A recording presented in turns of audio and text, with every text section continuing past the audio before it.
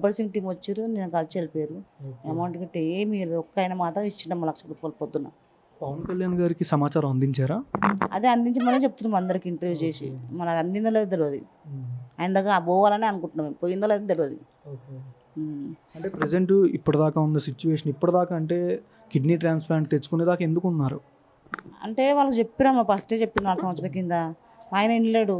ఆయన కొంచెం మంచిగా ఉంటే నాకు ఏ డాక్టర్ వద్దు అంటాడు, ఏ మంచిగా నేను అంటాడు. వినలేకుండా ఇంతవరకు తెచ్చుకున్నాడు. కానీ ఖచ్చితంగా ఇప్పుడు చేసుకోవాల్సిందేనా. ఎప్పుడు అంటే డాక్టర్స్ ఏమైనా డేట్ ఏమైనా చెప్పారా ఈ రోజు చేస్తాం? డేట్స్ గిట్ట ఏం లేవు. ఇప్పుడైతే డేట్ గిట్ట ఏం లేవు. ఖచ్చితంగా ట్రీట్మెంట్ అంటే కిడ్నీ మార్చాలి. కిడ్నీ మార్చాలి, ఆయన మంచిగా అవుతాడు అని చెప్తారు. లాస్ట్గా మీతో వెంకటన్న ఏమని మాట్లాడారు, ఫిష్ వెంకట్ గారు? అంటే రోజు మాట్లాడతాడు కానీ రోజు డల్గా ఉంటుంది. లాస్ట్గా ఏమంటే ఇక నేను ఏం చెప్పాలి, ఇక రోజు మంచిగా మాట్లాడతాడు. ఆదివారం కూడా మాట్లాడాడు. కడుపు గిట్ట అంత ఉబ్బిపోయింది, మాట్లాడడానికి అవుతుంది ఆయనకు. ఇక్కడ నన్ను హాస్పిటల్కి పోదామంటే వస్తున్నాడు ఆయన. ఇట్లయితే వాళ్ళ ఫ్రెండ్ కూడా ఉంటాడు ఒక ఆయన, కాలేపంట ఆయన. అన్న నువ్వు ఆటో మాట్లాడన్నా, ఇట్లా చేసి తీసుకొని పోదామని చెప్పి పక్కకు మా దగ్గర రామ్నగర్లో తీసుకొని పోయినాం.